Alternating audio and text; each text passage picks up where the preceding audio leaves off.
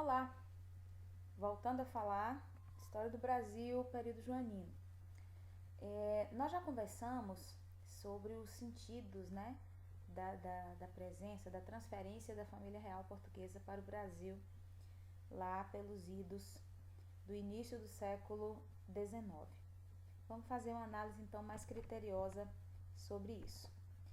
Período joanino, então, e o processo de independência. Quais foram as relações que estiveram envolvidas nessa situação, tá? Primeira questão, vamos analisar o que era a conjuntura do século XVIII, certo?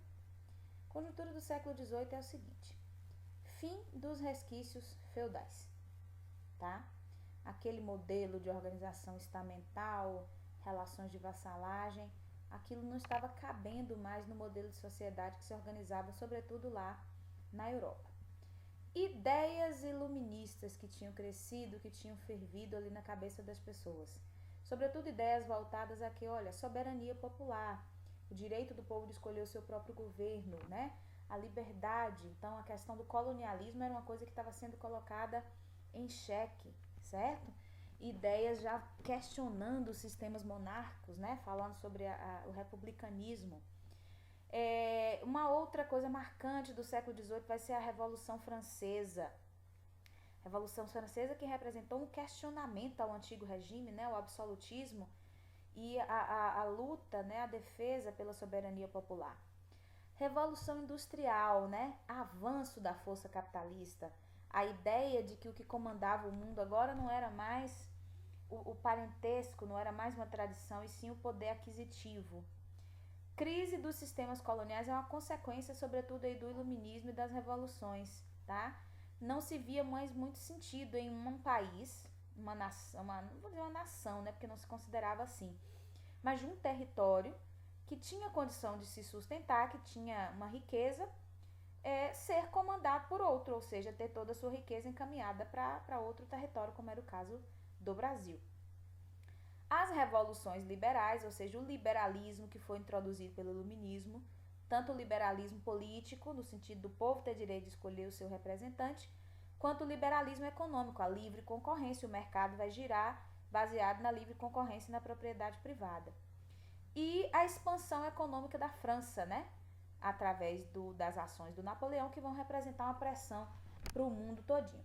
Essa conjuntura do século XVIII é importante para a gente saber exatamente como é que o mundo vai entrar no século XIX, com um ideário bastante modificado em termos de política e em termos de economia. Vamos ao Brasil. Por que a corte portuguesa veio para cá? Porque o Dom João, o príncipe regente, era um cara frouxo pra caramba e estava fugindo da invasão do Napoleão. Nós já analisamos que não foi bem essa a situação.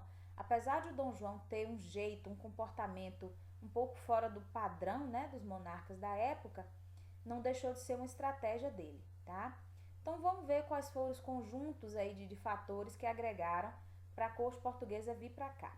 Primeiro, a pressão do Napoleão. É evidente, todo mundo tinha medo sim das tropas de Napoleão, porque ele tinha um poder militar até então indestrutível. Ele estava dominando a Europa inteirinha e o projeto dele era esse.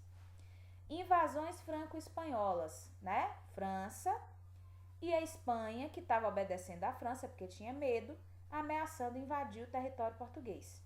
E aí vinha aquele medão que Portugal tinha de voltar para o domínio da Espanha, como aconteceu na época da União Ibérica. E as articulações políticas, tá? Articulações em que sentido? A economia de Portugal estava bastante complicada. Portugal, de fato, dependia economicamente daquilo que ela extraía daqui do Brasil, certo? Internamente a condição da corte não era legal, a começar que o próprio Dom João e sua esposa não tinham uma relação interessante, um vivia mordendo o outro ali. Então foi uma junção de fatores que levaram o Dom João a entender que o melhor mesmo era juntar a corte, os pertences e a riqueza e vir embora para o Brasil. Assim o fizeram. Uma viagem extremamente complicada, feita às pressas. A Inglaterra patrocinou lá os navios, algumas coisas, mas foi uma viagem muito mal programada. E aí essa corte chegou aqui, não sei quantas mil pessoas param lá em Salvador de repente. Logo depois a maioria vai para o Rio de Janeiro. não se agradaram dos ares de Salvador. E de imediato a gente vai ter uma série de transformações aqui no território, tá? Então, duas coisas que vão se destacar na vinda da corte portuguesa: as transformações aqui no território e as relações internacionais. O Dom João, antes, por exemplo, a coroa portuguesa não permitia a criação de pequenas manufaturas, pequenas indústrias aqui. Vai permitir.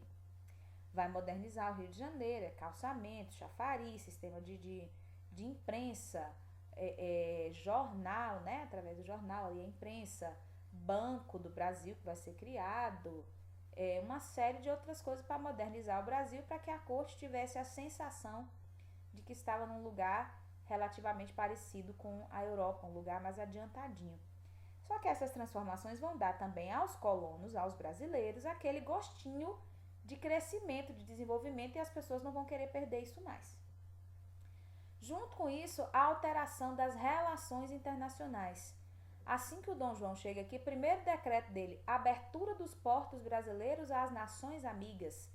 Antes o Brasil só podia comercializar com Portugal, agora com as nações amigas. Entendam por amigos Inglaterra, certo? Isso vai também dar uma animada nos comerciantes brasileiros que vão ter seus lucros aumentados.